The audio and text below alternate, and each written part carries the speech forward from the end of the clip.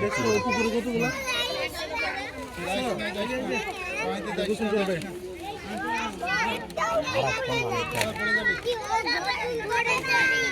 ময়লা পানিতে গোসল করে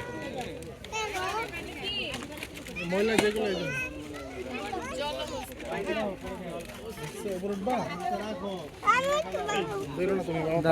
উঠে না শুয়ে পড়ছে তো এখন দেখছো কতগুলো দেখছো চলো আমরা চলে যাবো কয়টা